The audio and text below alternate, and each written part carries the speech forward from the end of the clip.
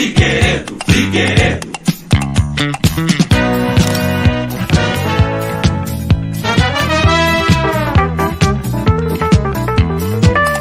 Figueiredo, Figueiredo. Figueiredo, Figueiredo.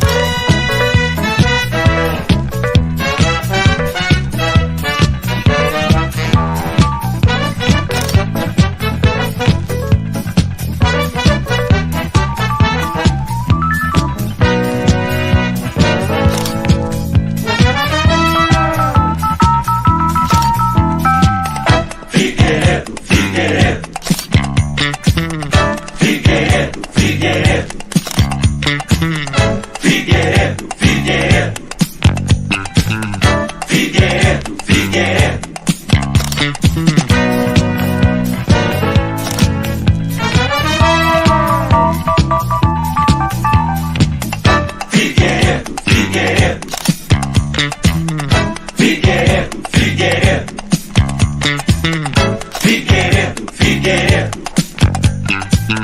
Figueiredo, Figueiredo.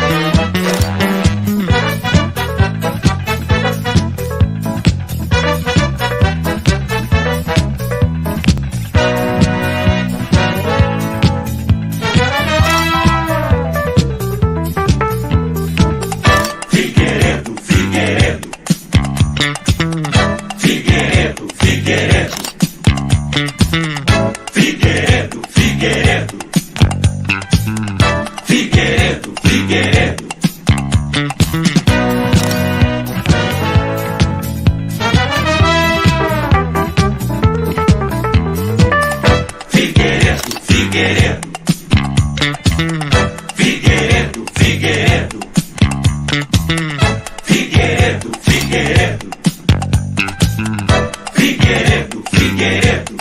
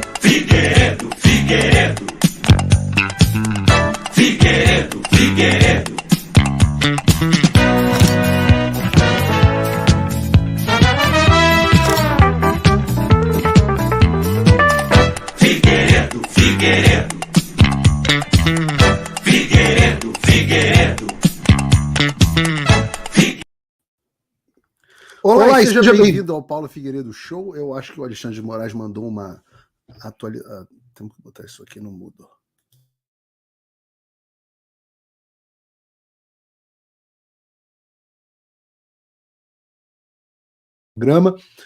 Programa repleto de coisas. Eu achei que talvez depois das eleições as coisas iam ficar mais pacíficas depois do primeiro turno, mas o que a gente está vendo é uma tensão crescente, principalmente dentro do espectro da direita no Brasil. Mas isso não quer dizer que os últimos dias tenham sido inteiramente ruins. Na verdade, a gente teve algumas vitórias, inclusive a aprovação na CCJ da PEC que permite ao Congresso Nacional suspender as decisões do Supremo Tribunal Federal, tema sobre o qual nós vamos tratar logo mais ao vivo aqui, daqui a alguns segundos, com o deputado federal Luiz Felipe de Orleans e Bragança, relator da PEC, membro da CCJ.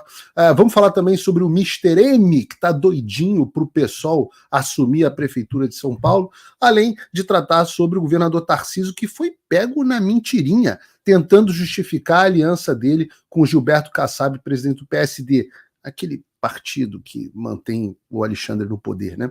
A gente vai falar também sobre a volta do X e vamos finalizar o programa, como eu disse na terça-feira, agora todos os programas vão ter uma atualização sobre o estado das eleições americanas. Você que está nos assistindo pelas múltiplas plataformas, deixa o seu like, comenta aí para eu saber o que vocês estão achando. No programa de hoje eu vou dar a minha nova conta no X, que eu quero que seja bloqueada pelo Alexandre. Então compartilha com os amigos, com os inimigos, porque esse aqui é o Paulo Figueiredo Show. Figueiredo, Figueiredo,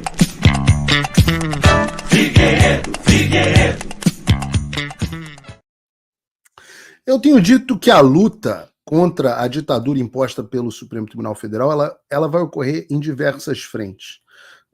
A gente pode fazer as ações que a gente fizer aqui no exterior, mas a guerra, no final das contas, nós no Brasil é que vamos ter que tomar as rédeas da nossa nação. E numa dessas frentes muito importantes, avançou no dia de ontem, ocasião em que... O dia de ontem, tá parecendo o Lula, né? Ocasião ontem em que a Comissão de Constituição e Justiça da Câmara dos Deputados aprovou a admissibilidade da PEC 28/2024, que dá ao Congresso Nacional a prerrogativa de suspender decisões do Supremo Tribunal Federal, e essa é, sem dúvida, uma grande vitória. Tem algumas PECs limitando o Congresso, limitando as ações do STF. A aprovação da PEC de ontem foi de 38 votos a 12, que foi uma margem considerável, e para tratar sobre esse tema, que eu estou muito curioso para saber mais. Eu tenho o prazer aqui de receber um dos deputados que eu mais admiro na Câmara. Eu brinco sempre que se tiver que refundar o Brasil, que ele seja um dos nossos pais fundadores, um homem de altíssimo nível que eu tenho orgulho de ter dentro do nosso Congresso, o deputado federal Luiz Felipe de Orleans e Bragança, do PL de São Paulo. Deputado, em primeiro lugar, desculpa o atraso e as dificuldades técnicas aqui, que não são normais, mas seja bem-vindo ao Paulo Figueiredo Show. Obrigado, Paulo. Olha, eu estava escutando teu jingle aqui por alguns minutos e, olha, fiquei tanto tempo esperando que já memorizei o jingle. Figueiredo, gostei. Tá ótimo. Você sabe que esse jingle foi recomendação de um ouvinte, porque ele era a música de campanha do meu avô para a presidência, em 79 ou 78. Olha só. Muito interessante, 78, se eu não me engano. E aí a gente aproveitou, fez pequenas adaptações e transformou no jingle de abertura do programa. Por isso que ele tem esse groove, essa pegada meio 70s, né? Meio dos anos 70. Então, eu guardei com carinho. E o pessoal gosta, né? Tem gente que xinga no chat e tem gente que gosta no chat. Deputado, estou vendo algumas ações em paralelo no Congresso para limitar o poder do Supremo Tribunal Federal. É esse o papel do Congresso, né? Servir como freio contra preso, reformar, produzir legislação que reforme a República. E eu queria que você explicasse esses esforços, especialmente essa PEC aprovada na CCJ ontem, explicasse para mim e para a audiência do que ela se trata. Ótimo, obrigado. Bem, tem várias iniciativas. Vamos só lembrar que iniciativas para fazer reforma do judiciário são diversas. Eu também tenho uma que é gigantesca, que é uma reforma completa. E tem várias outras iniciativas menores. Todas elas se iniciaram há vários anos, né?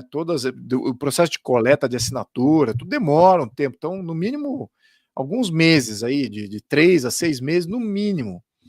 Só que o gatilho para que a gente possa votar alguma coisa no judiciário, infelizmente, ao mesmo tempo, felizmente, foi a questão das emendas individuais.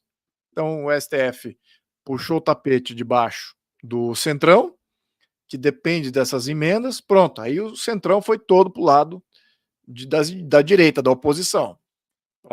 Ok, vamos limitar o poder do judiciário, porque de fato está demais, mexeram aqui no nosso ganha-pão. Eles acordaram com isso, né? Isso é muito curioso, né, deputado? Que, assim, jornalista perseguido, pessoa presa, gente morrendo na prisão, milhares de pessoas, o mundo inteiro chamando atenção para a ditadura no Brasil, e aí, quando mexeu no bolso dos deputados do Centrão, é que eles se incomodaram. Olha, exatamente isso que você falou. E, infelizmente, a gente observa que os incentivos do sistema são maiores do que qualquer virtude que um deputado médio tenha. Aí você vê que, na média, eles não têm virtude nenhuma. E é exatamente isso que aconteceu. Mas agora, muito bem. Então, por razões ruins, eles estão gerando ações boas. Muito bem, vamos aproveitar, então, o momento de ações boas. Várias dessas propostas foram pautadas. A Carolina Detoni, presidente da CCJ, está no final do seu mandato, não queria passar em branco, e resolveu pautar isso, corajosa, foi bem, eu diria que focada em pautar itens que são de suma importância para a sociedade brasileira e para o Estado brasileiro. A primeira coisa com relação à sociedade brasileira foi a questão da anistia. Então ela pautou isso com veemência e insistência. E a mesma coisa com reformas do judiciário que estavam ali já na boca do gol. Então eu fui relator da PEC 28, que é uma dessas reformas. O que essa PEC faz? É uma emenda constitucional, então a prerrogativa é 100% do Legislativo, tem que ser aprovada 2 vezes na Câmara, 2 vezes no Senado e acabou. E muda-se a Constituição. E o que essa PEC diz? Ela tem 2 partes. A primeira parte, ela acaba com as decisões monocráticas, então ela faz a mesma coisa que a PEC 8, que foi votada antes e que foi aprovada. Então, uma parte da PEC 28, ela replica, talvez não em tanto detalhe quanto a PEC 8, mas ela replica o mesmo efeito da PEC 8. Então, isso é muito bom, porque reitera o interesse de acabar com as decisões monocráticas, toda vez que houver uma cautelar que possa alterar a vida de alguém, para evitar fisiologismo, partidarismo, revanche pessoal, uma série de coisas. Então, joga-se tudo para um colegiado toda vez que tem uma cautelar que vai alterar a vida do cidadão de uma maneira irreparável. Então, isso é importante. Então, isso faz parte da PEC 8, da PEC 28. A outra parte da PEC 28, que eu acho que é a parte importante que define ela, é que dá ao Congresso, lembrando, o Judiciário continua agindo da maneira que o Judiciário quer agir, mas ela dá ao Congresso a chance de avocar para si quando o Congresso acha que o Poder Judiciário está exorbitando das suas competências. Qual é a função do Poder Judiciário? O STF foi constituído para ser uma corte constitucional. Então ele deveria estar julgando temas constitucionais. Quando o STF começa a fazer ativismo judicial, começa a criar lei, passar parecer com relação à criminalização de droga, a aborto, a questão de tratamento de criminoso e tudo mais, que não é pauta do judiciário, do escopo da agenda do judiciário. De fato, o judiciário nem deveria ter agenda, né? Quem tem agenda legislativa é o legislativo, não o judiciário. Então, quando o Congresso achar que o judiciário está indo além das suas competências, ele tem o direito de suspender a medida durante 2 anos. E para suspender a medida é difícil, é 2/3 na Câmara, 2/3 no Senado, está suspensa a medida do STF. Muito bem. O STF ainda pode atingir um quórum de 4/5, ou seja, uma maioria absolutíssima, para romper com a suspensão. Se não, fica suspenso durante 2 anos e pode ser renovada essa suspensão por mais 2 anos. Então, é importante a palavra final continua do STF, pode interromper a suspensão a qualquer momento quando tiver 4/5, e certamente a suspensão é por um período limitado, ou seja, não há uma interferência no outro poder, é um freio. É um freio porque você está dando ao Congresso uma chance de avaliar o que o STF fez. Então, eu acho muito importante pautar isso, porque todo o raciocínio do STF é dizendo, isso aí está interferindo na separação de poderes. Não está. Não está. Está criando um freio natural quando o Congresso acha que a sua competência foi interferida. E é válido você ter um período de avaliação, um período de suspensão para avaliação, se está tendo interferência ou não. Então, isso é que eu acho que é importante a gente deixar claro. Então, para que serve isso? O freio, você limita o ativismo judicial, que é o que a gente sabe que está acontecendo. Essa é a praxe, como a gente viu. O ministro simplesmente acabou com as emendas individuais, né? Do nada. Tem outro ministro que está alterando a Constituição, quer criar confisco de terra, que já tem lá na Constituição confisco de terra por trabalho escravo, por questões ambientais, se eu não me engano, é trabalho escravo que você pode confiscar, e narcotráfico. Trabalho escravo e narcotráfico, que já são polêmicas o bastante. Agora eles querem alterar a Constituição por eles, sem passar pelo Congresso Nacional, de começar a colocar essa questão ambiental, que tem queimadas e queimadas podem confiscar terra. Então você veja a loucura que está o STF sem freio. E a mídia, como ela coloca isso de uma maneira completamente errada. Vi pessoal da Globo, para variar a Globo, né? Está aí do lado da parceria da ditadura. E então eles estão aí defendendo essas ações, esse raciocínio errado do STF. Mas é bom a gente pontuar isso, Paulo, porque as pessoas precisam entender o que torna uma mudança constitucional inconstitucional. Ou seja, o que a gente não pode discutir de mudança constitucional. E são muito poucas coisas que tornam uma medida inconstitucional. Primeiro, o voto independente, o voto universal. Se a gente vai acabar com o voto universal, pronto, isso é inconstitucional, não podemos debater isso, né? Então, não é isso que se trata essa PEC. Também essa questão de separação de poderes. Essa PEC acaba com a separação de poderes? Não, muito pelo contrário, reforça o poder legislativo que está sendo interferido. E também não interfere no poder judiciário. Eles continuam podendo fazer o que eles querem lá, só que o legislativo ainda tem algumas prerrogativas. Muito bem. Então, essas duas coisas são fundamentais. Direitos individuais. Está violando direitos individuais?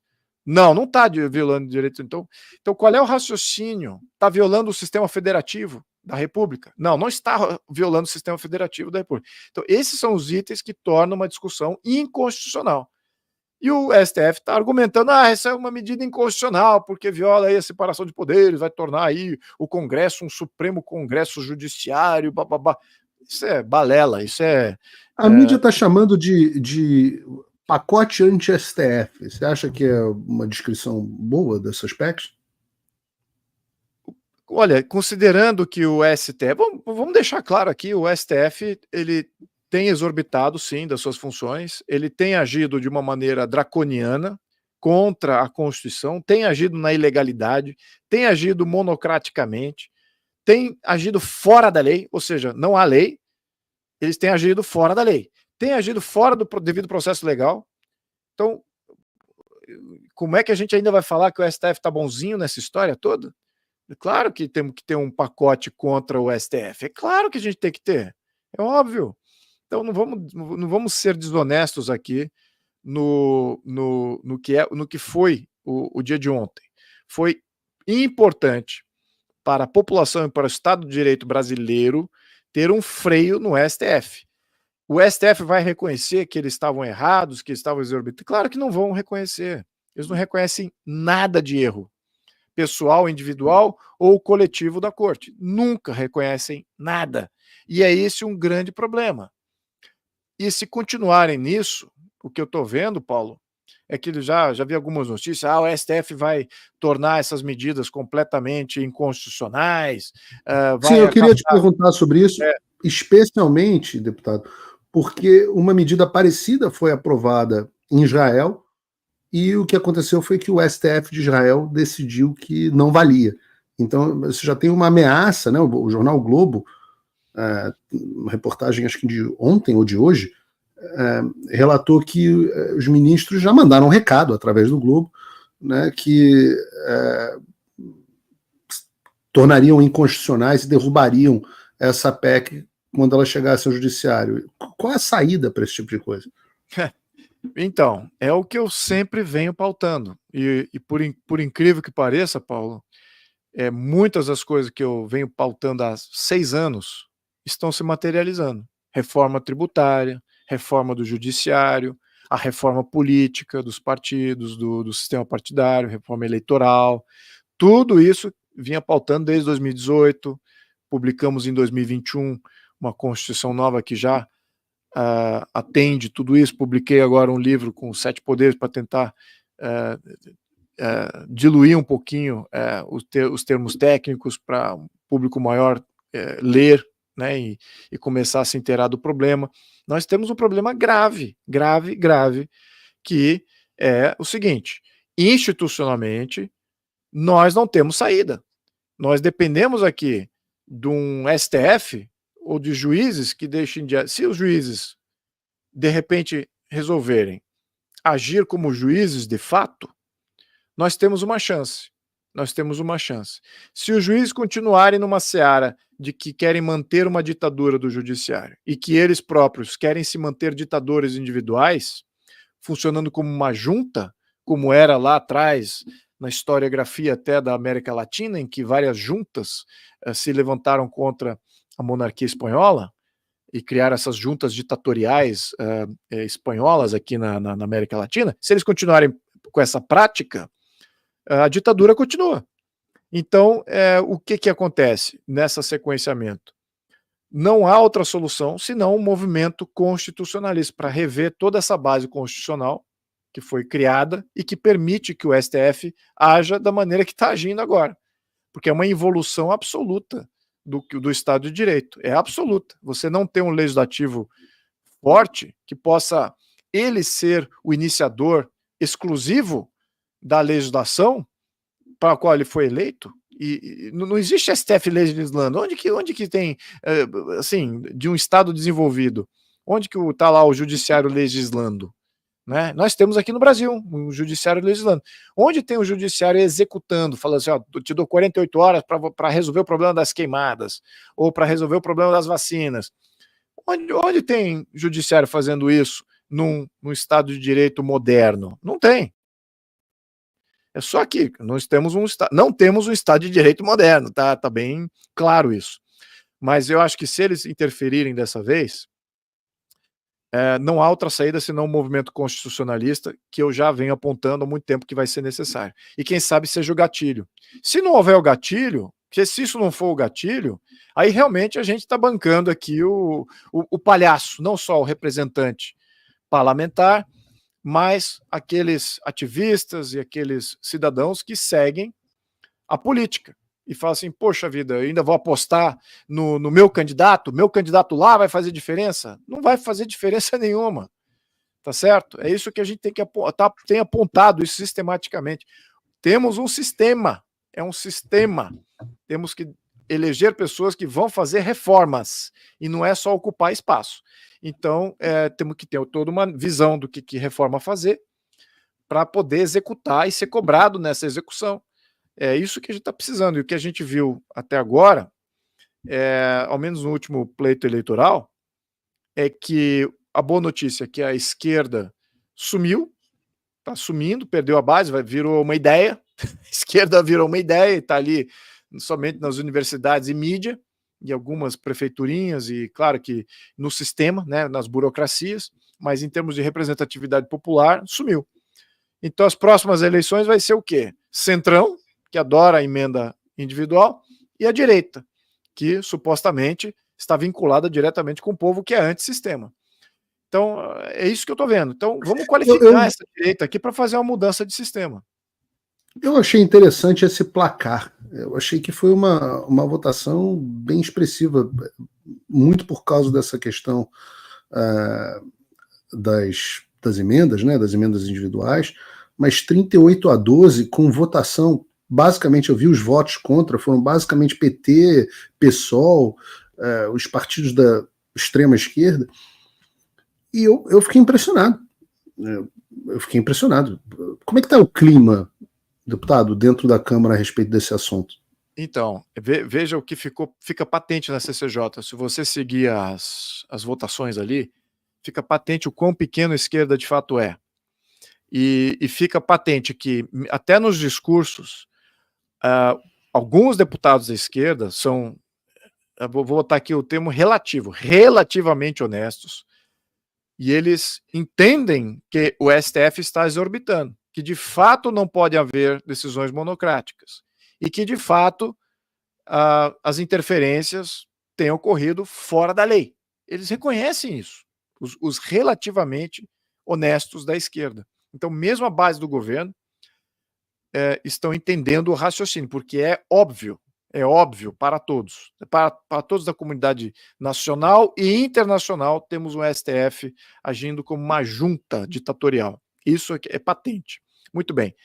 Agora, você vê também ao outro lado da moeda, que é, se eles deixarem que o parlamento faça uma reforma do judiciário e, de fato, atribua ao judiciário a competência mais limitada que lhe é realmente a função, né? Ou seja, dê uma limitada, uma freada nesse ativismo todo que o judiciário pode fazer, a esquerda não governa.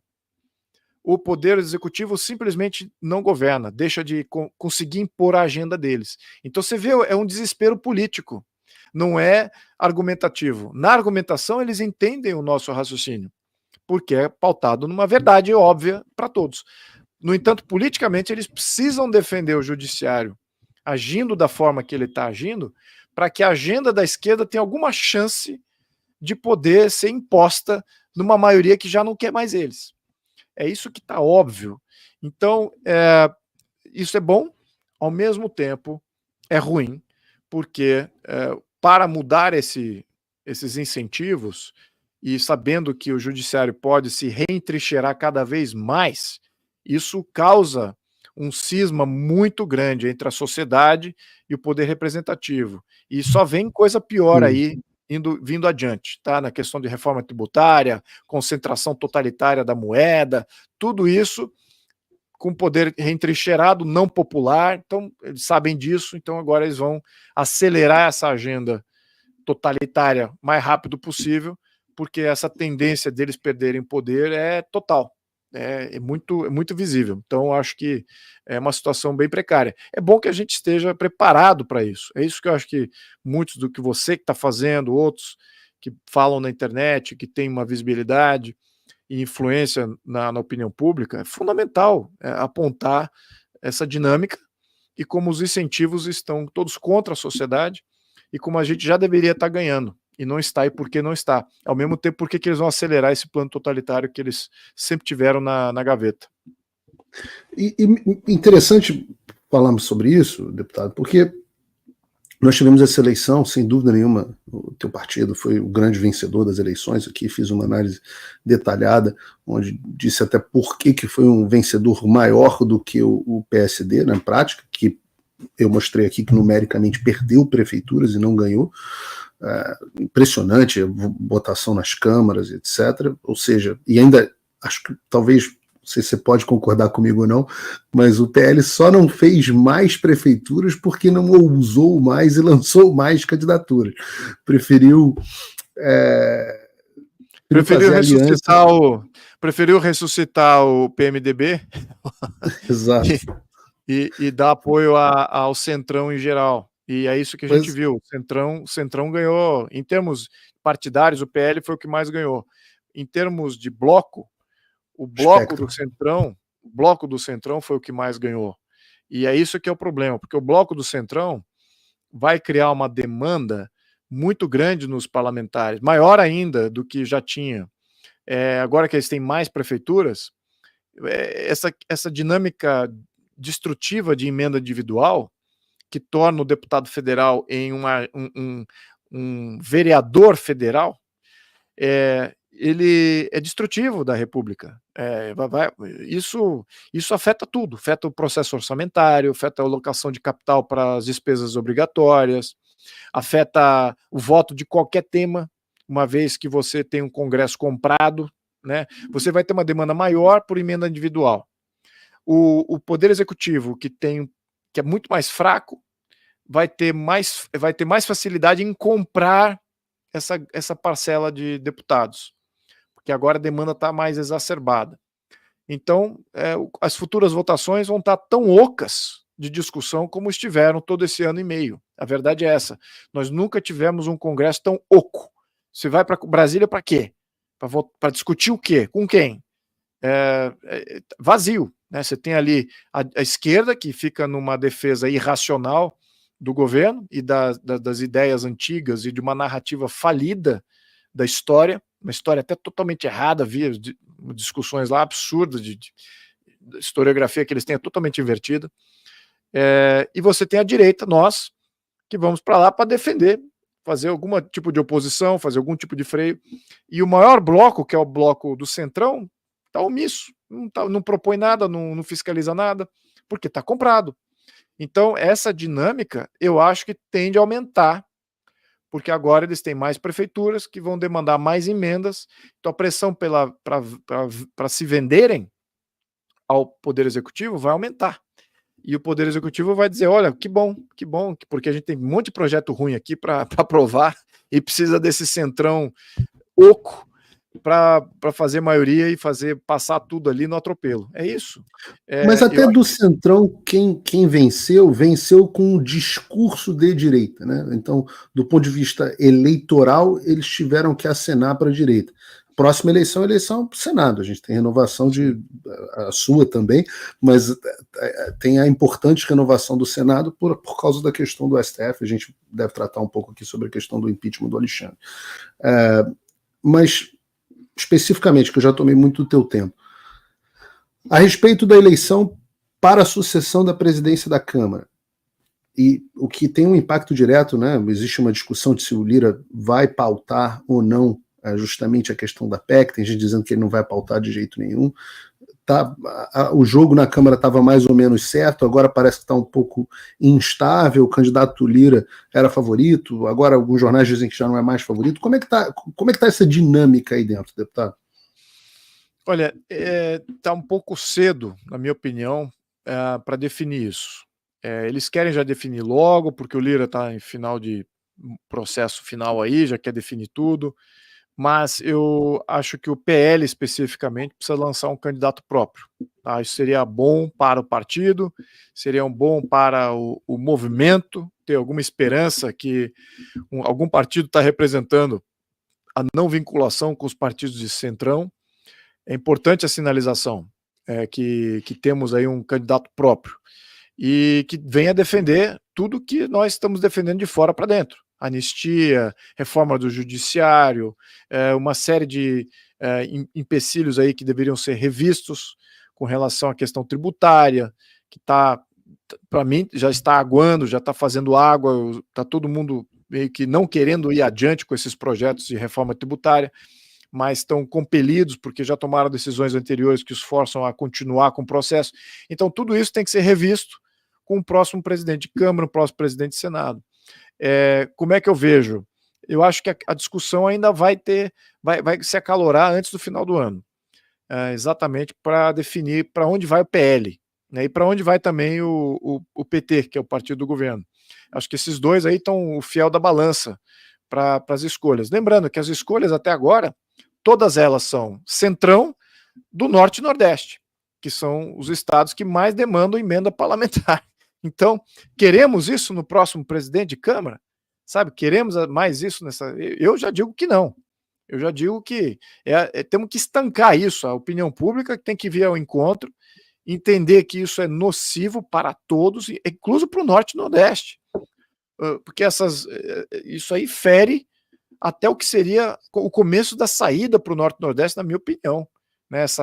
O Norte e Nordeste é cativo de Brasília. É dependente dos repasses de Brasília. Então, internamente, eles não tomam nenhuma decisão para fazer um Estado, de fato, dinâmico, desregulamentado, atrativo a investimento externo, atrativo a uma dinâmica de mercado que poderia estar resolvendo esse problema, sem essas emendas parlamentares, sem esse agraciamento desproporcional que Brasília sempre direciona para o Norte e Nordeste, porque lá tem os oligarcas, tem os esquemas, tem os corruptos, que chupam todo esse recurso para si e não entregam nada para a população. Então a gente tem que quebrar essa dinâmica aí. Eu acho que com o presidente de Câmara que não faça esse tipo de negociação, que não entregue o legislativo para o executivo, que não entregue para não ser dessa dinâmica, seja muito importante. Então, enfim, estou conjecturando aqui no futuro, mas eu acho que o PL ainda tem que se posicionar, o nosso partido, e certamente o PT também acho que vai se posicionar, dependendo agora com essa nova dinâmica eleitoral aí, que está surgindo, é um horizonte muito... se eu fosse da esquerda, né, o que eu estaria olhando? É um horizonte de reconstrução, né, de sobrevivência, como é que a gente vai sobreviver e como é que eles vão reconstruir. É o que a esquerda deve estar pensando nesse momento. Mas o domínio, a bola toda está com o centrão. Né? Então, e os candidatos são todos do centrão do Nordeste. Então, nós temos que rever isso aí. Eu acho que é muito ruim para o Brasil se continuar assim. O pessoal do chat está pedindo aqui o seu nome para a presidência da Câmara, e eu vou dizer que eu teria muito gosto de te ver presidente da Câmara, ia me dar muita esperança para o Brasil. Deputado, muito obrigado. Obrigado. Mais uma vez aí, estourei o seu tempo para caramba, mas é porque a conversa contigo é sempre um privilégio, no ar ou fora do ar. Eu sempre aprendo e gosto muito da agradeço, olha, o seu trabalho está fundamental aí, Paulo, continua firme, por favor. É um apelo aqui de um amigo, continue, por favor. Importantíssimo isso que você está fazendo. Todo o seu trabalho, você sabe muito bem a importância que é para o Brasil. E está honrando seus ancestrais, toda a sua família, e está honrando o sangue brasileiro. Firme, forte. Muito obrigado, hein? Força. Eu agradeço, deputado. Obrigado. Obrigado.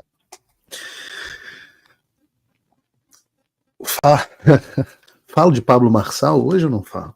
Né?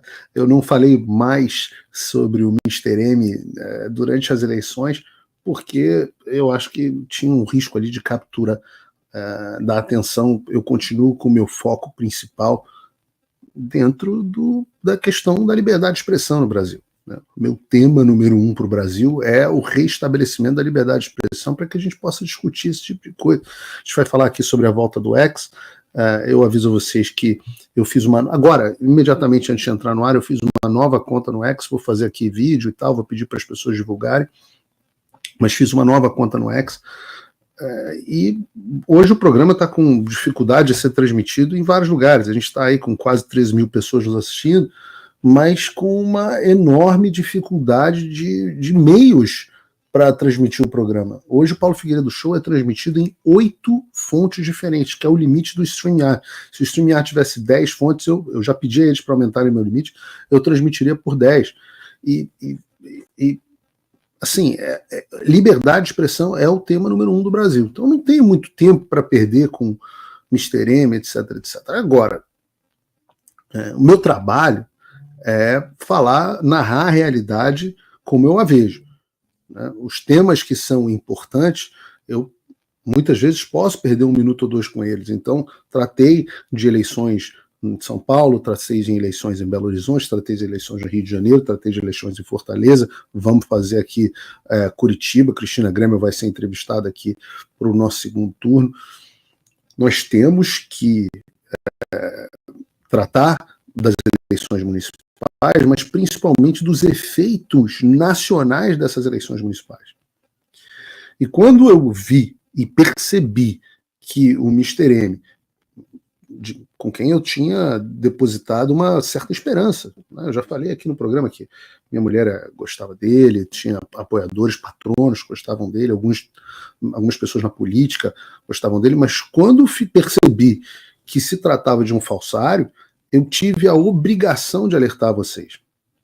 E isso teve um custo muito grande, né? Isso teve um custo grande.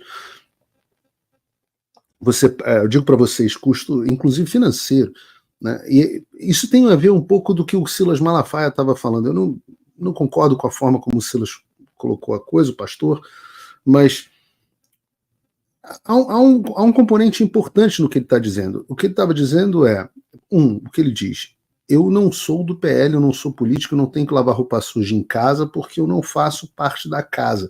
As pessoas fazem confusão muitas vezes.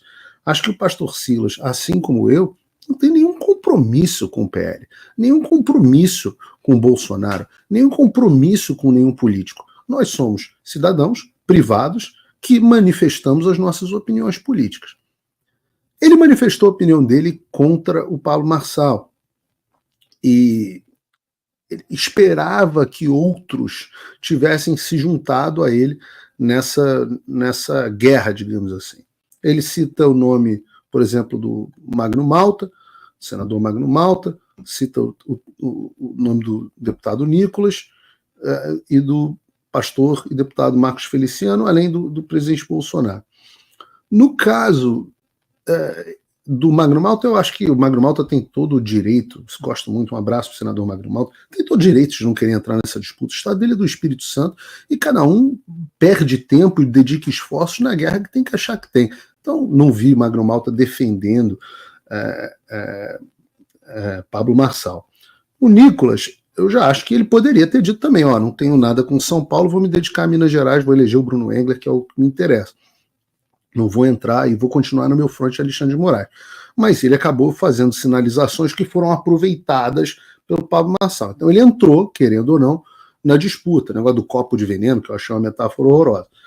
Então, e o próprio Bolsonaro, ou outras pessoas ligadas ao Bolsonaro, o que eles fizeram? O que é o ponto que eu acho correto da análise do pastor Silas Malafaia? Muitas vezes, essas pessoas, elas olham as redes sociais, os políticos, e percebem, a minha base das redes sociais, seja quanto ela for orgânica ou artificial, está apoiando muito o Marçal.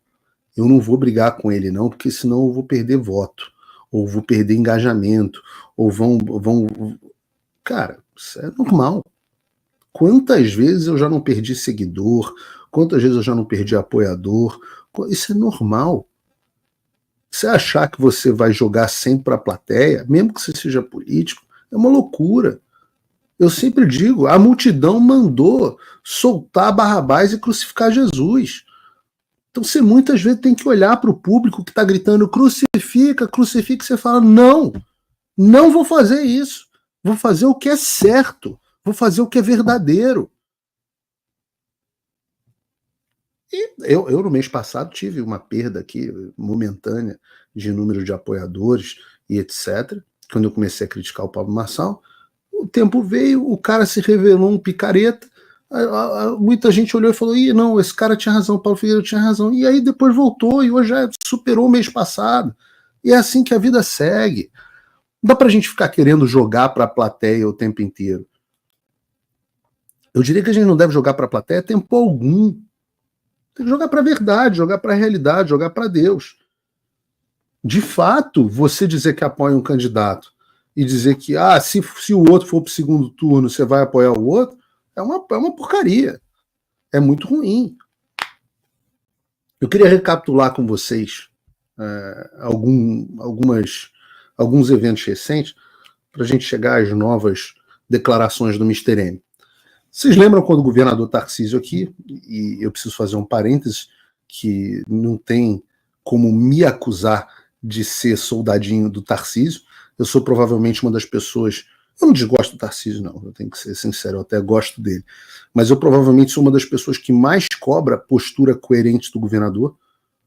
Ele é o governador do estado mais importante do Brasil, então um dos grandes representantes políticos da direita. Estava ontem o senador Flávio Bolsonaro dizendo que Tarcísio vai ser o nome, seria o nome se não fosse Bolsonaro. Achei uma declaração horrorosa. Mas justamente por essa minha postura mais crítica ao Tarcísio, eu não sinto desconforto nenhum em cobrar o Tarcísio quando ele faz cagada. E eu vou fazer isso ainda hoje no Paulo Figueiredo Show. Mas justamente, vocês se lembram quando o Tarcísio disse que entre o Boulos e o Marçal ele preferia anular o voto a votar no Marçal? Essa declaração, obviamente não inteligente, gerou uma repercussão muito negativa. O Tarcísio foi obrigado a voltar atrás. Ele foi cobrado por toda a direita. Não teve absolutamente ou praticamente ninguém que concordou com a afirmação do Tarcísio de que entre o Boulos e o Marçal era melhor votar nulo. Eu teria, São Paulo, enorme dificuldade de votar no Marçal, mas contra o Boulos, o que você vai fazer? Né? Pouco tempo depois, no início de setembro, o Tarcísio deu outra declaração, uma que o tempo provaria ser menos polêmica e mais verdadeira. Marçal é a porta de entrada para o Boulos em São Paulo. E aí que a coisa começa a ficar interessante, porque o próprio Mr. M se pronunciou sobre essas declarações do Tarcísio, principalmente sobre a primeira, sobre o voto nulo. Vamos ver o que o Pablo Marçal disse. O Tarcísio, insistindo nessa tese dele, primeiro ele fez uma grande cagada, que falou que entre Boulos e Pablo no segundo turno ele anularia o voto. Ele reconheceu isso. Agora ele faz uma segunda. Ontem saiu uma notícia que o Bolsonaro, eu nem sei a veracidade da notícia, eu estou falando pela notícia, que o Bolsonaro falou que o Tarcísio tem que se afastar. O Tarcísio é uma criatura feita pela transmissão de voto do Bolsonaro. Ele vai ter um problema muito sério eleitoral em 2026 se ele continuar nessa de me atacar, porque eu tenho representado essa frente do conservadorismo. Ela não tem dono, mas eu sou o representante forte aqui na cidade de São Paulo. Nós vamos recapitular de novo, para que não reste dúvidas sobre o mentiroso e o estelionatário que é o Pablo Marçal. Primeiro, o Tarcísio diz que entre o Marçal e o Boulos, vota nulo. Ele é criticado por todo mundo, em todos os setores da direita.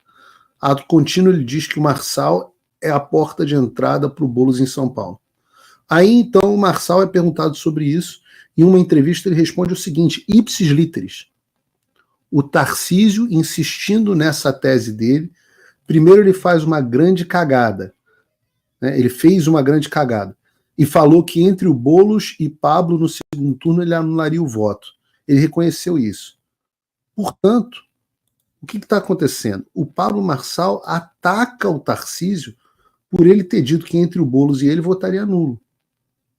Mais do que isso, ele disse que falar em votar nulo contra o Boulos era uma cagada do Tarcísio e que ele teria um problema eleitoral muito sério se continuasse a atacar o condenado por furto qualificado, quer dizer, o Pablo Marçal.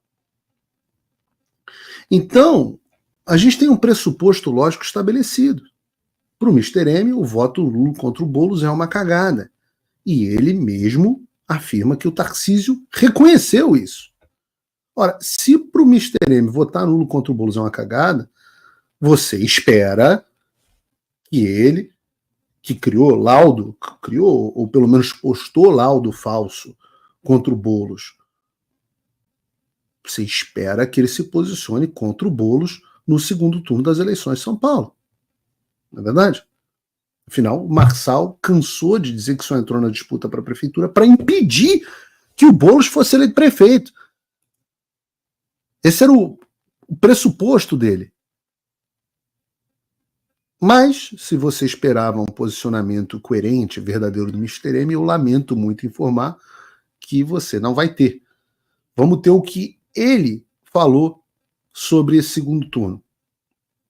Boulos, Tá aqui. na minha visão, antes de entrar na disputa, venceria essa eleição. Agora eu tenho certeza que ele vence. Tenho certeza porque ele sabe sinalizar com o povo e o Ricardo não sabe. O Boulos e o Lula têm a língua do povo. Os outros estão só brigando. Eu não indo para lado nenhum e liberando o eleitorado, que é o que eu acho que é justo, 45% dos meus votos, certamente o Lula vai com humildade tomar de volta. Em primeiro lugar, era o Felipe Sabará ali do lado do Marçal, um cara de... Que triste fim, Felipe. Que triste fim, eu tentei te avisar. Mas repetindo as palavras do Mr. M nesse último pronunciamento, eu não indo para lado nenhum e liberando o eleitorado, que eu acho que é justo, 45% dos meus votos, certamente o Lula vai, com humildade, tomar de volta. Sinceramente, se você ainda apoia o Marçal, depois dele mentir tanto na tua cara, você não pode reclamar do nordestino que vota no Lula e continua ferrado, cara. É ser muito mulher de malandro. É ser muito mulher de malandro. Enquanto o Marçal tinha a chance de ser eleito, a opinião dele era que o Tarcísio não se posicionar contra o Boulos era uma cagada. Agora que o Mimadinho perdeu as eleições e não elegeu sequer um único vereador do partido dele, ele diz que não se posicionar contra o Boulos é justo.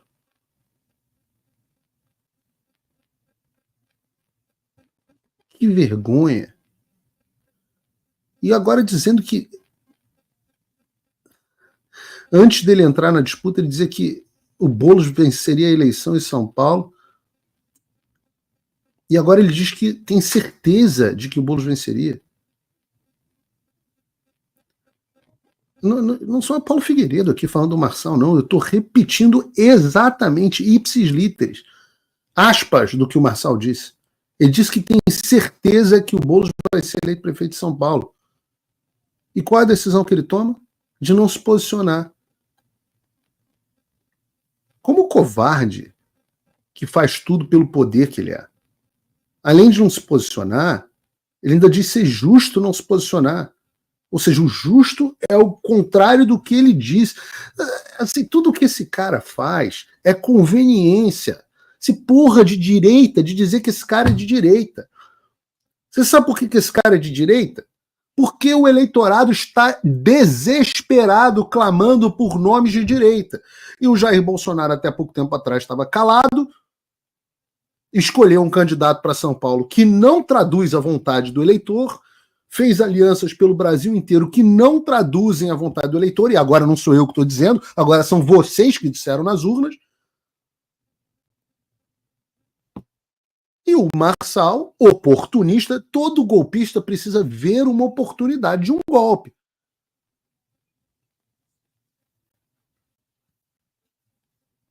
Ele viu um coeficiente com QI baixo, despreparado, desesperado por uma voz de senso comum, e ele se aproveitou, mas ele já disse no ar, em entrevista, que ele manipula vocês e faz o que for necessário para conseguir os holofotes. Agora, essa ideia dele dizer, não, eu não vou apoiar o Nunes. Em primeiro lugar, isso é o equivalente a eu dizer que não vou comer a Margot Robbie. Porra, eu não vou, ela não quer me dar. Então não adianta eu dizer que vou me posicionar, quer dizer, eu acho que não quer me dar, mas eu nunca tentei. De repente, se eu mentalizar, pegar o código, eu conseguiria comer a Margot Robbie. Mas não adianta eu dizer, eu não quero comer a Margot Robbie. A Margot Robbie não se ofereceu para mim. Não me deu mole, não me deu o telefone dela. Assim como o Nunes não pediu o apoio do Marçal. Pelo contrário, disse, não quero, enfia esse troço.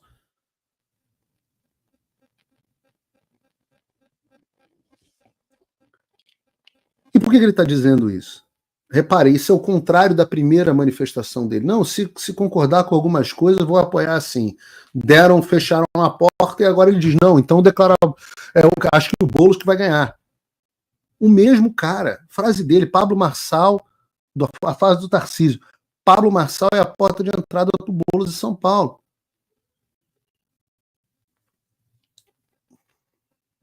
Isso não é opinião, isso é um fato. É confirmado pelo Pablo Marçal, que agora está dizendo, tenho certeza de que o Boulos vai ser eleito prefeito. O Mister M, as viúvas deles, as Marçaletes, completamente sem compromisso com derrotar o Boulos, não são Ataguiri, Danilo Gentili, o Renan Santos, e todos os outros lá do MBL pregavam a mesma tese. Lula e Bolsonaro são a mesma coisa, é melhor votar nulo. Olhando o Brasil agora, com quase 2 anos de governo Lula, aliás, o Marçal dizia, né? A diferença entre os dois é um dedo. Ele nunca explicou essa declaração.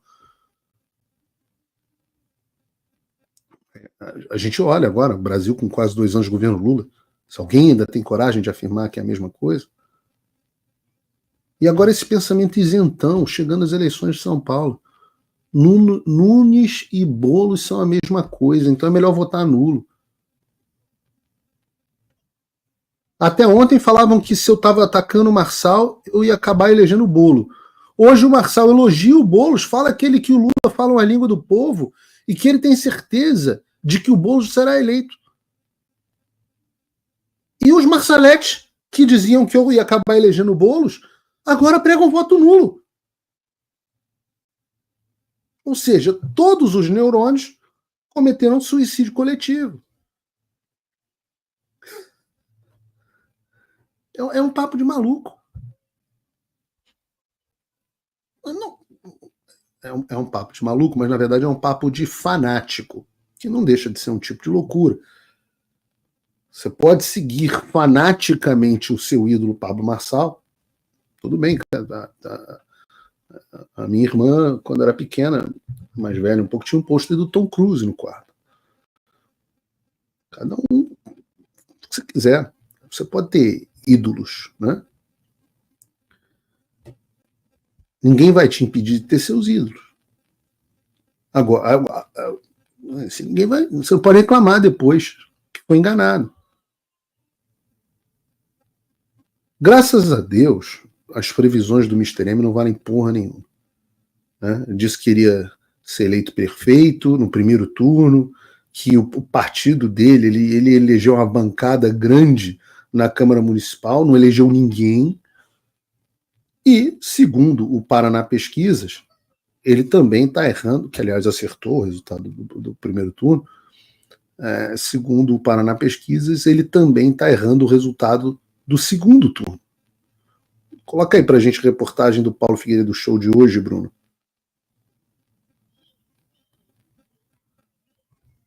Segundo turno em São Paulo, Ricardo Nunes abre 13 pontos de vantagem sobre Guilherme Boulos. Segundo o Paraná, o Nunes teria 52,8 e o Boulos 39.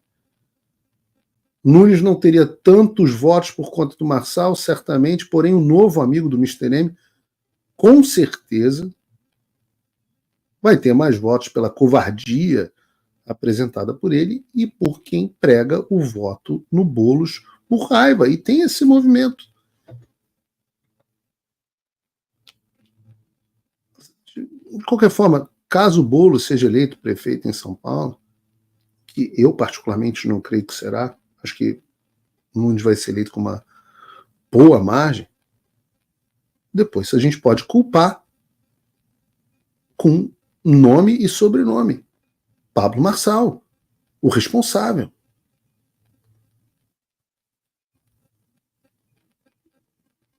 Aí o cara vai ficar falando que o objetivo dele é combater o comunismo. Ah, eu tô aqui para combater o comunismo. Porra, meu filho, não é possível que você de casa não perceba que isso é o que você quer ouvir. Ele está dizendo qualquer coisa. Se o que ele tivesse que dizer agora para chegar ao poder, ele sai com muito mais gente nas redes sociais, vai vender muito mais cursos, sei lá o que ele vende. Se ele tivesse que dizer que o objetivo dele era combater o capitalismo, ele tinha dito também. Pô. O golpe tá aí, cai quem quer.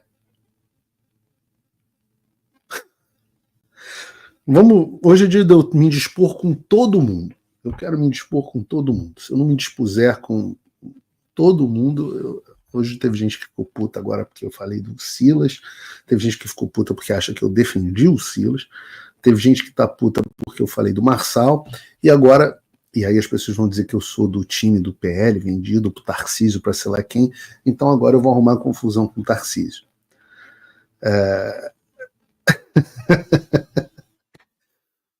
Às vezes as pessoas ficam chateadas comigo porque eu faço crítica às personalidades preferidas delas, né? Mas esse é meu trabalho é defender a verdade. Então, se eu vejo alguma coisa que não está de acordo com a verdade, eu sou moral e eticamente obrigado a criticar. Eu não estou aqui, as pessoas acham que eu estou aqui para fazer campanha e militância política. Se eu defendo um candidato, como eu falei, poxa, eu vou falar agora em Curitiba, eu acho que você deve votar na Cristina Graham. É porque eu conheço a pessoa e acho que ela tem qualidades e seria uma boa pessoa na prefeitura. Quando o Nunes tentou arrancar de mim um apoio a ele, eu falei, no segundo turno contra o Boulos, com certeza. Agora, acho que não. É isso, aqui não é lugar de militância política. Né? A única coisa que eu tenho para oferecer para você é isso, jornalismo de qualidade. Não é defesa de político a qualquer custo.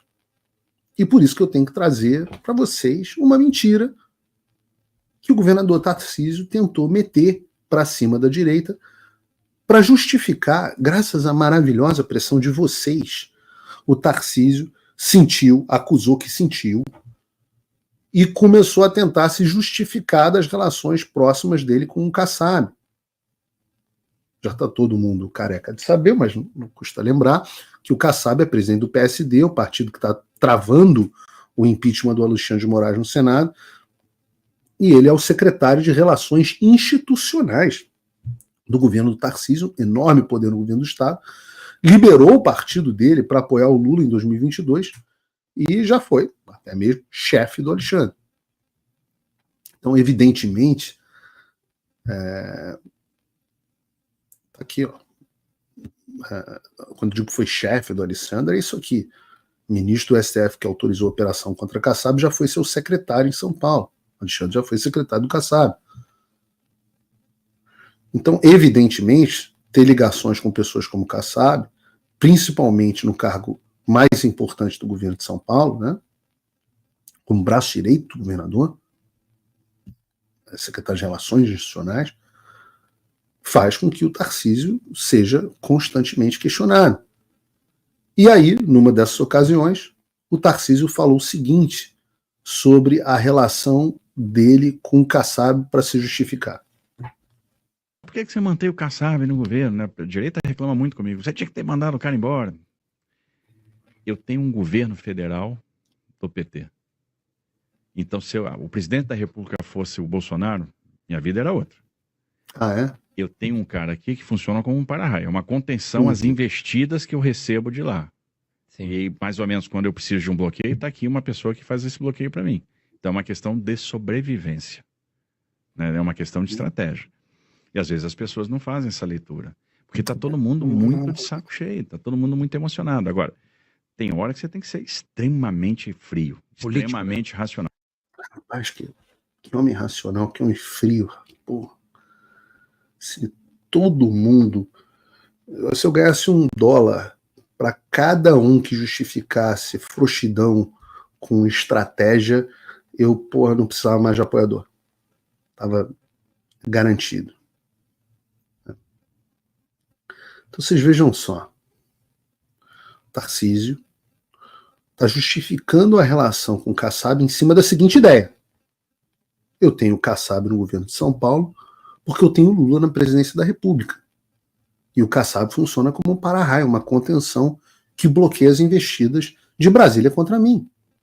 E o Tarcísio chega a afirmar que, caso o Bolsonaro fosse presidente, a vida seria outra. Será? Porque a história não é bem assim. E eu disse isso no meu X. O Tarcísio se aliou ao Kassab no primeiro turno das eleições de 2022, enquanto o Bolsonaro era o presidente. E a eleição federal estava indefinida.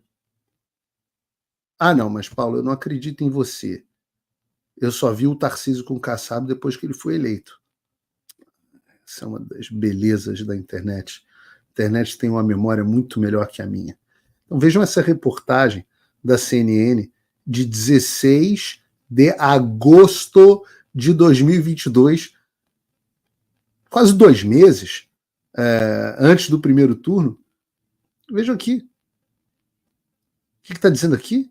Kassab declara apoio a Tarcísio e a Marcos Pontes, candidatos de Bolsonaro em SP. Olha que loucura. Felício Ramuz, é o nome desse cara? Do PSD, é o candidato a vice-governador na chapa do ex-ministro da Infraestrutura.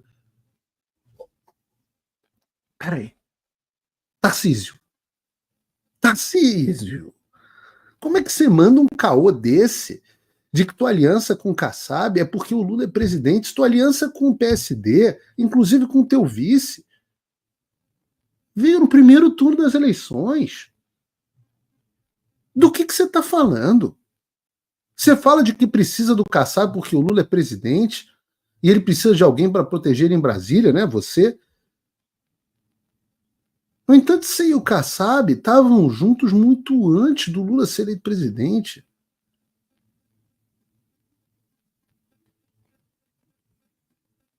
E tá aí, você já se pergunta, não, Paulo, o fato, o Kassab apoiava o Tarcísio não significa que o Tarcísio apoiava o Kassab. Mas por quem é o vice-governador de São Paulo? Esse Felício Ramute?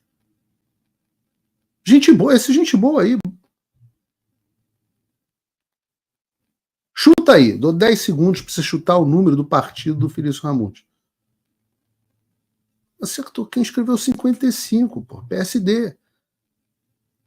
Então não tem como sequer cogitar que a época da reportagem da CNN, o Tarcísio e o Kassab não eram aliados, que não haviam feito acordos políticos, já que o cara que foi candidato a vice na chapa com o Tarcísio era justamente do partido do Kassab, porra.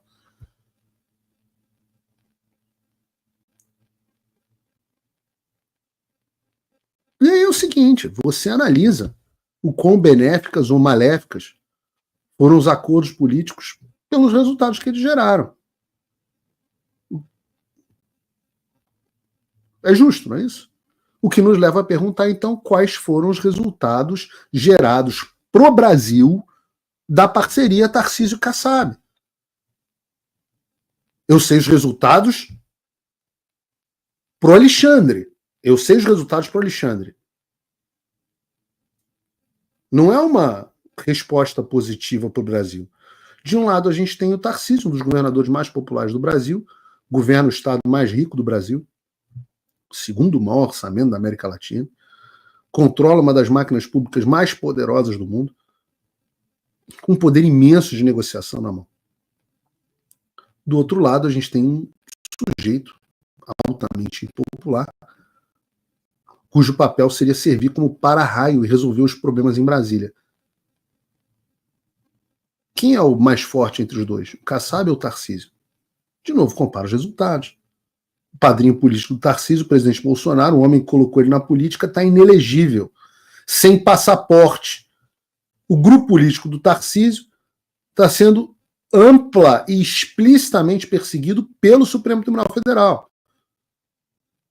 Milhares de pessoas lá que estavam no 8 de janeiro, muitas das quais votaram no Tarcísio, estão presas e sendo condenadas por crimes que não cometeram. Vários colegas do Tarcísio sofrendo o pão que o diabo amassou. O colega de farda, inclusive, alguns colegas de farda, inclusive, né? O Cid. Será que o Tarcísio, jornalistas com passaporte cancelado, será que o Tarcísio não acha que essa gente merece? Esses extremistas merecem? Aí você olha o lado do Kassab. Uma infinidade de cargos para colocar gente ligada ao PSD para trabalhar no governo de São Paulo. Conseguiu indicar até o procurador lá de São Paulo. Segundo, o partido dele é base do Lula no Congresso Nacional. Votou com Lula, está aqui. Vejam na tela, 72% das vezes na Câmara e 81% das vezes no Senado. Terceiro, de toda a enorme bancada do PSD na Câmara, você só tem 3 deputados que são classificados como oposição ao governo Lula. De acordo com os votos. No Senado, de toda a bancada do PSD, que é a maior bancada, só tem 2 senadores que são classificados como de oposição. Sendo que um deles só participou de uma votação, então claramente não conta, né? Uma votação. Até decisões favoráveis no STF o Kassab tem, que não é surpresa para ninguém, já que ele é amigo do Alexandre. Amigo. Olha essa matéria do Metrópolis. Moraes cancela pedido que impediu vitória de Gilberto Kassab no STF. Moraes. Então, quando você compara os resultados desse acordo Caracu, fica evidente que o Kassab entrou com a cara e o Tarcísio entrou com o resto, ou pelo menos a direita entrou com o resto.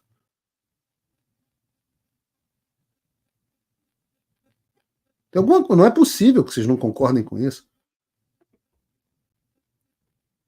E é por isso que eu quero deixar aqui registrado. Tarcísio não falou a verdade sobre a relação dele com Gilberto Kassab. Por mais simpatia pessoalmente que eu tenho ao Tarcísio, eu vou continuar a cobrar os resultados dessa aliança, que talvez tornem a vida dele mais fácil, mas sacrificam o Brasil. Não só a atuação, a ligação dele com o Kassab, a própria atuação do Tarcísio como bombeiro do impeachment do Alexandre no STF. E vocês não pensem que a campanha de boicote ao PSD acabou, muito pelo contrário. Ela só começou. Agora a gente vai estar mais tempo para averiguar quais alianças estão sendo feitas pelo PL, pela direita. A gente vai cobrar cada uma das alianças feitas do PSD, com o PSD do Kassab. Chega desse acordo de Caracu. Chegou a hora da direita se impor e parar de ficar aceitando migalha de cacique que promete ser para-raio e não entrega nada como resultado.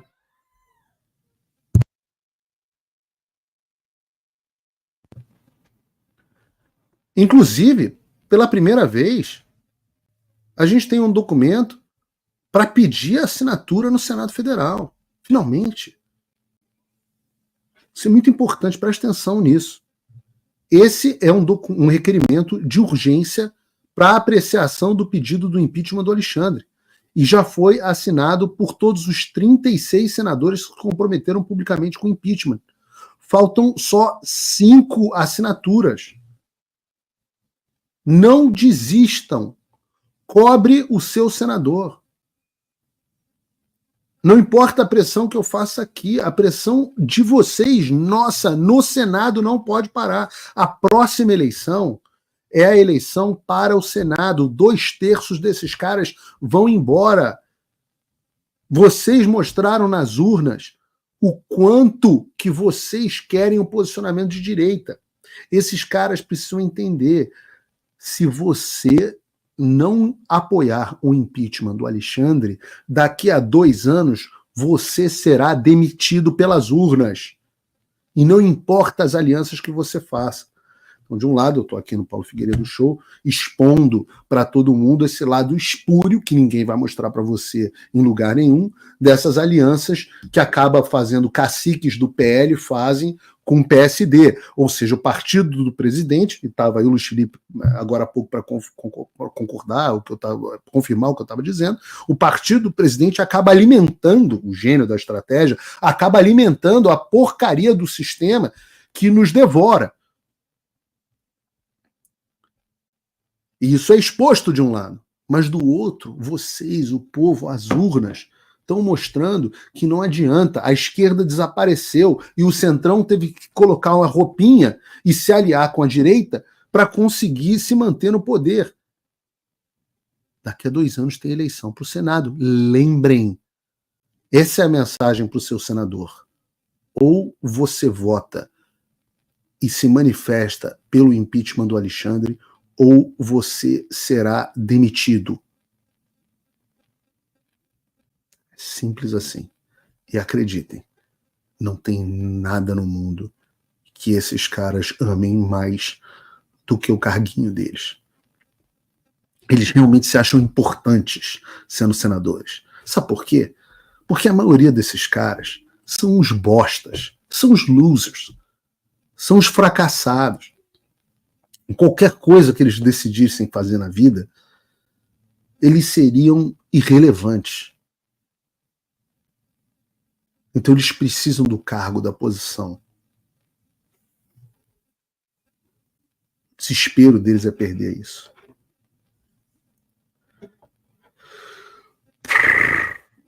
Vamos falar do X.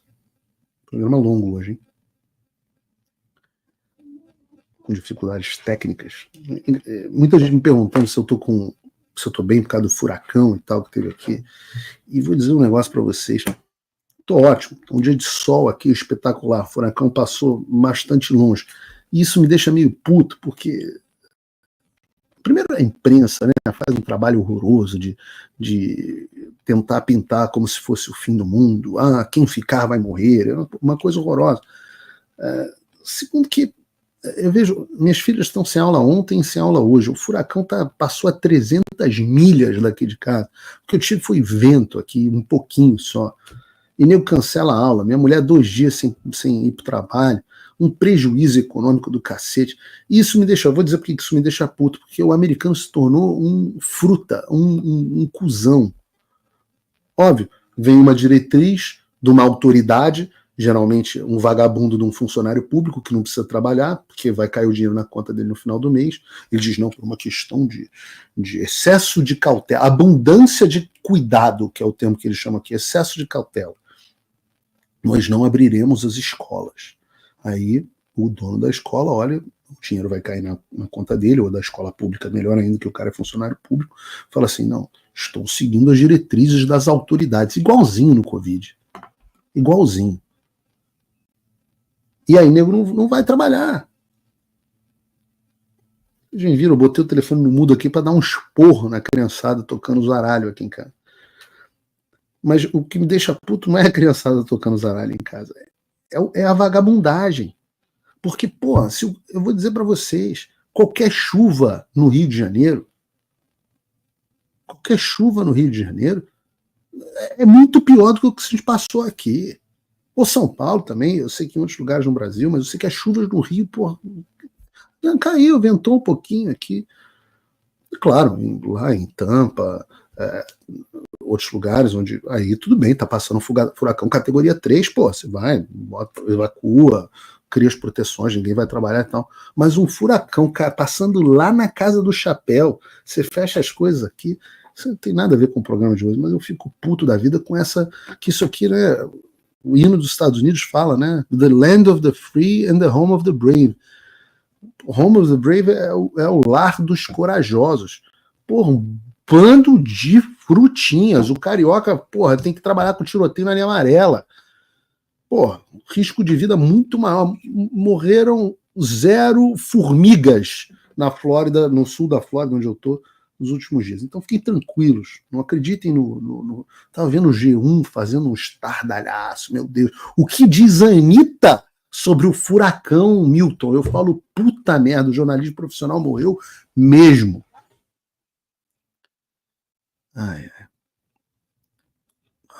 Vou falar sobre o retorno do X. Não dá para sair da pauta partidária e para a parte da liberdade. Eu não posso deixar de falar da volta do X do Brasil. Vários desdobramentos aqui já foram tratados no programa. Na terça-feira, o dono do Brasil, o ministro Alexandre, decidiu que restabeleceu o acesso do X em todo o Brasil, depois dele ter dado várias ordens ilegais, multado a Starlink, proibir todo mundo de usar VPN, aquela história toda. O que aconteceu foi que o X voltou. E aqui nos Estados Unidos estão me pedindo para dar entrevistas sobre a volta do X, me perguntando o que aconteceu. Eu hoje dei uma entrevista, amanhã vou dar outra aqui numa rede de televisão, e eu estou dizendo que o que aconteceu foi que o X abaixou a cabeça. Né? Cumpriu todas as determinações ilegais do Alexandre, formalizou a reabertura, pagou uma multa milionária e aí abriu todas as providências. O Alexandre mandou nomear representante legal, pagar a multa, 28 milhões de multa, não mais se insurgir contra as ordens do Alexandre, tudo isso foi obedecido. E apesar de não parecer coisa boa, e de fato não é, isso significa que os nossos esforços, isso não significa que os nossos esforços foram em vão. Eu trouxe aqui uma carta de vários deputados e senadores americanos ao secretário de Estado Antony Blinken. O tamanho... Pode parecer que o Alexandre saiu vencedor, mas de certa forma saiu. Mas o custo para ele da saída do X foi absolutamente avassalador. O quanto que eu consegui avançar as minhas pautas aqui nos Estados Unidos contra o Alexandre por causa da saída do X, eu não sei nem estimar. Tudo se tornou muito mais claro. E a volta do X não desfaz isso, porque as pessoas já tomaram conhecimento da ditadura sob a qual o Brasil vive. Então isso está feito. Não dá para eu pedir mais para o Elon Musk do que ele já fez. Não dá. E é claro, vocês têm que entender que no final das contas, o destino do mundo vai ser decidido no dia 5 de novembro. Falta 3 semanas. Vocês viram o Elon Musk, está totalmente focado na campanha do Trump, estava ao lado do Donald Trump num comício na Pensilvânia.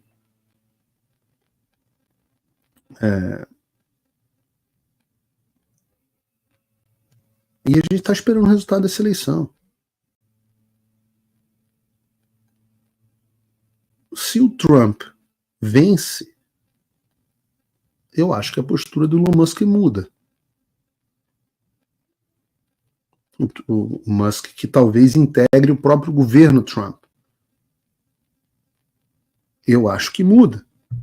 Nós temos uma série de legislações já em curso na Câmara e a gente tem falado muito sobre isso. Então, eu tenho que dizer para vocês, o que dá para fazer? A mensagem agora é de calma e paciência e de continuar aumentando a quantidade de fricção. O que eu acabei de fazer antes de entrar no programa? O X voltou, eu já abri a minha 6ª conta no X. Bota aí para a gente na tela, Bruno. A conta é a P Figueiredo BR4. @P Figueiredo BR4. Achei que a gente tinha uma imagem da conta. P Figueiredo BR4. Vou gravar um vídeo e vou pedir a todos vocês que retweetem esse meu vídeo para que novas pessoas saibam que eu estou com essa conta. E qual é o meu objetivo? O meu objetivo é emputecer o Alexandre. Porque, entendam, essas ordens chegam no X e o X entra com recursos, agravos e etc, etc. E o Alexandre tem que justificar. Eu ouvi dizer que numa das ordens ele escreve que a razão para o bloqueio das minhas contas é meu ataque às instituições, especialmente ao judiciário. Ou seja, o cara escreve que está me censurando justamente porque eu critico um agente público. Então, sigam, por favor, a conta nova. Volto a dizer, está aqui embaixo, logo aqui, ó. P. Figueiredo BR4. Tá aqui. E compartilhem o meu vídeo. A outra conta chegou a 175 mil pessoas a cada uma. Eu vou pedir a Ludmila, ao Constantino, etc., que abram contas novas. Agora, o mais importante é que você baixe um VPN. E eu recomendo a você o Proton VPN. Para quem teve VPN, o X não caiu, as contas continuam operando, tudo continua funcionando. Tem um link aqui na descrição para você baixar o Proton VPN. Tem uma versão gratuita e a versão que eu recomendo é a versão que custa $5 por mês no plano anual ou R$4,49 no plano de 2 anos. E você não só fica imune à censura, mas você também protege os seus dados, porque qual é a preocupação agora? Agora que o X voltou a cumprir as ordens do Alexandre, todos os pedidos de quem acessa qual conteúdo, quem curte o quê, dados telemáticos, seu endereço IP, tudo isso voltou a ser fornecido ao Supremo Tribunal Federal. Então o que você deve fazer? Baixa o VPN, de forma que o seu IP fica mascarado. Tem um dos requisitos. Você sabe que o próprio Pinheiro Neto respondeu ao Alexandre, quando ele pediu os meus dados, que ele não podia fornecer porque eu estava fora da territorialidade brasileira. É uma das revoltas do Alexandre, eles não terem oferecido os meus dados. Claro, eu estou fora do território brasileiro. Quando você utiliza um VPN, para todos os efeitos, a sua conexão também está fora do território brasileiro. E é por isso que o Alexandre tem pavor do VPN. Você deve baixar o VPN, por quê? Porque o Alexandre tem pavor do VPN. Pô, deixa de ser trouxa. Você tem que ter um negócio que o Alexandre odeia que você tenha. O link está aqui na descrição e eu vou continuar insistindo na utilização de VPN até o final dos dias. Vamos falar de eleição americana? Por favor.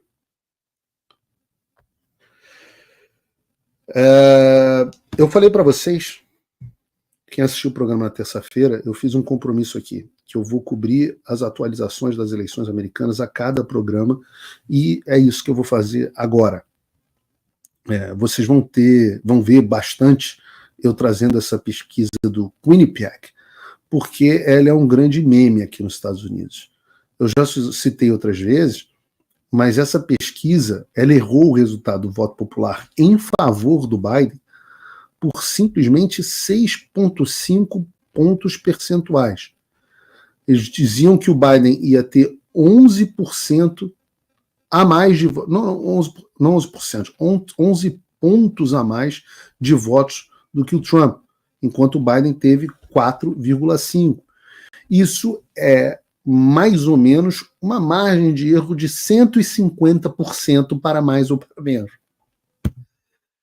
É um instituto que sempre superestima o candidato democrata e subestima o candidato republicano. Então, essa mesma pesquisa, que deu 6,5 pontos a menos para o Trump do que ele realmente teve em 2020, hoje dá o Trump à frente da Kamala Harris em 2 dos estados mais importantes das eleições desse ano, o Wisconsin e o Michigan, respectivamente por 2 e 4 pontos. Olha, se a margem de erro em favor dos democratas for a mesma do que em 2020, o Trump está muito à frente. Mas muito. Eu vou ser sincero, é improvável que a vantagem do Trump seja de, 10 pontos à frente da Câmara no Michigan. Os estados são divididos.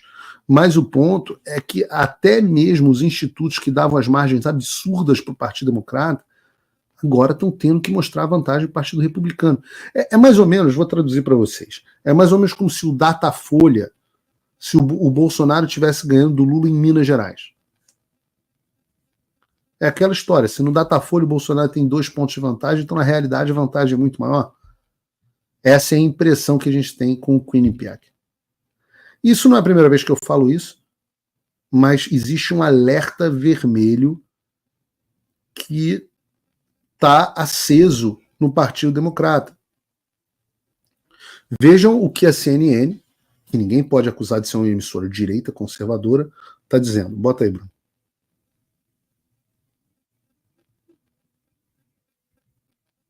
Eu achei que você ia botar o vídeo. Democratas estão ansiosos conforme o dia da eleição se aproxima. Democratas estão ansiosos sobre o destino de Kamala Harris. Há uma sensação crescente de que a campanha dela está presa na lama. Conselheiros de Harris costumam não considerar pesquisas, reconhecendo que a eleição está apertada e vai continuar assim até o dia da votação. Porém, há apenas algumas semanas do dia da eleição, a agulha mal se moveu, se é que ela se moveu sequer um pouco.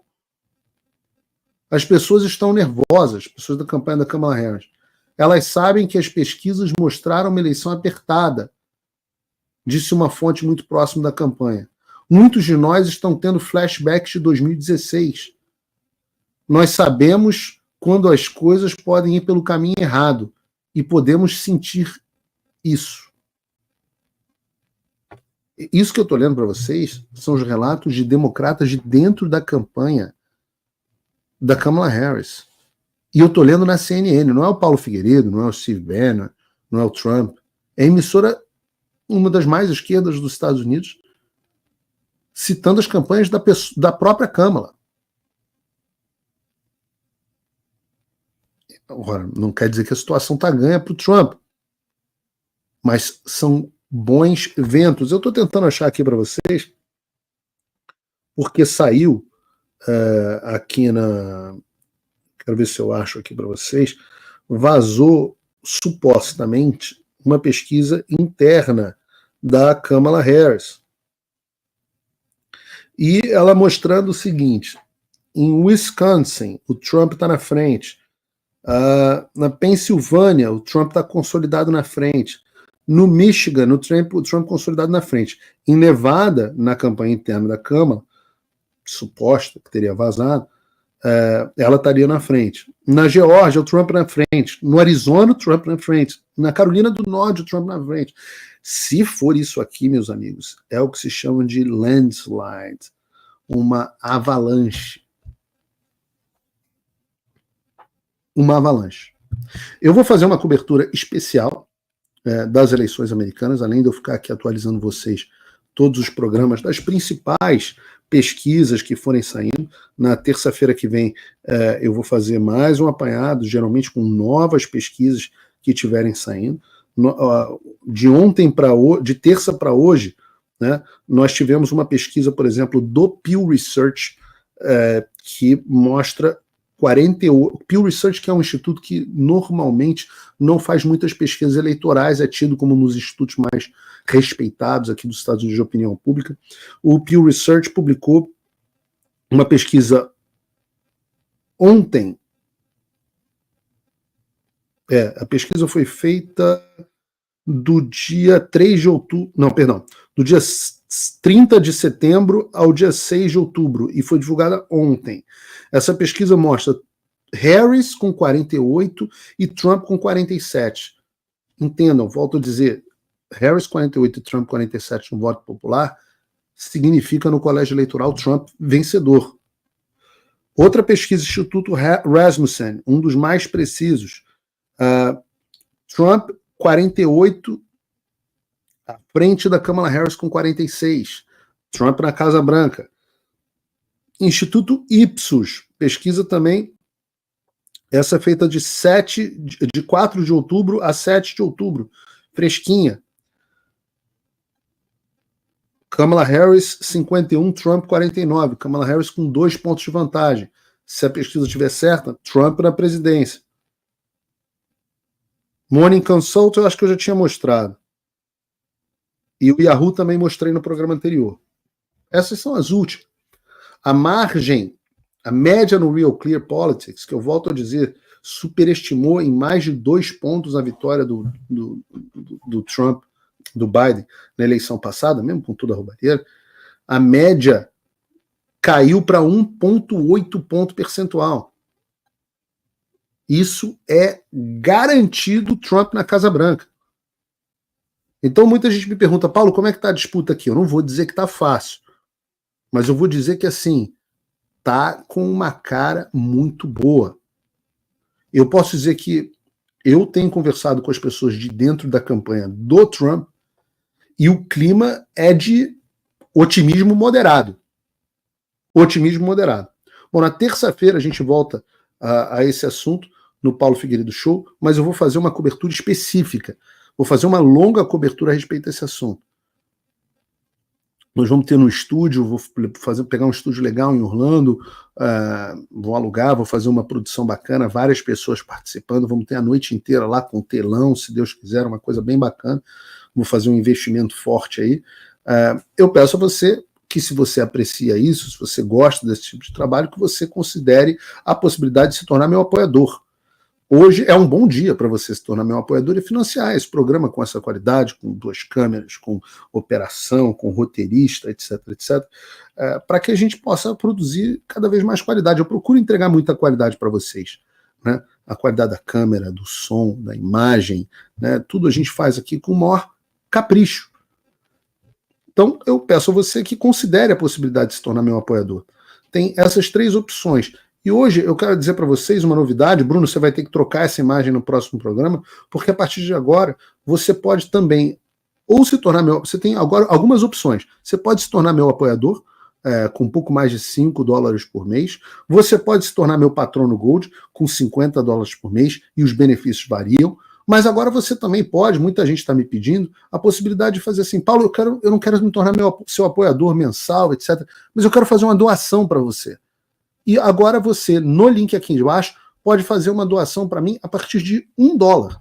Você pode entrar aqui e doar qualquer valor. Pode doar $1, pode doar $1 milhão, pode doar $50, pode doar o quanto você quiser.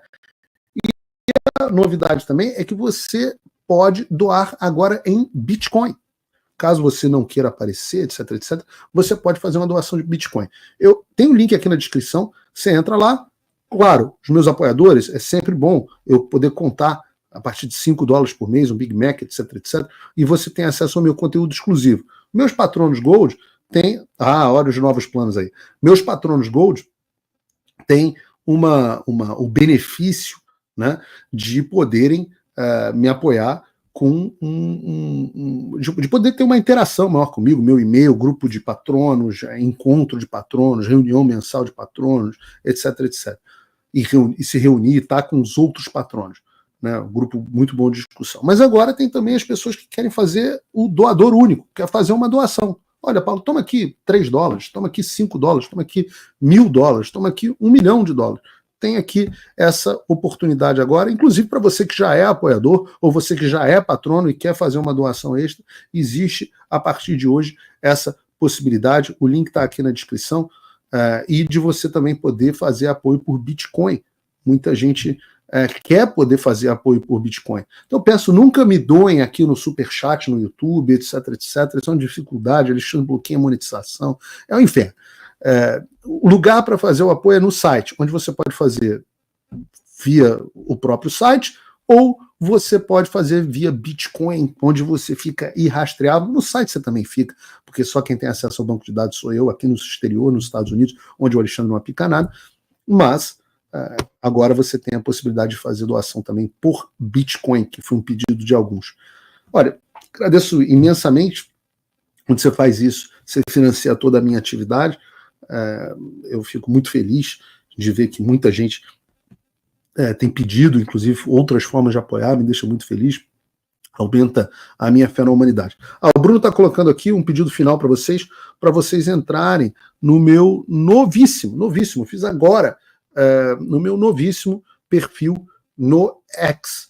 Então peço a você que entre no meu novo perfil no X e compartilhe. Eu vou gravar um vídeo lá agora, eu peço que você compartilhe esse vídeo para mais pessoas saibam que eu estou no X, tipo X, Twitter, tá bom? Um abraço para todos, Deus abençoe o Brasil, Deus abençoe a América e até o próximo Paulo Figueiredo Show na terça-feira.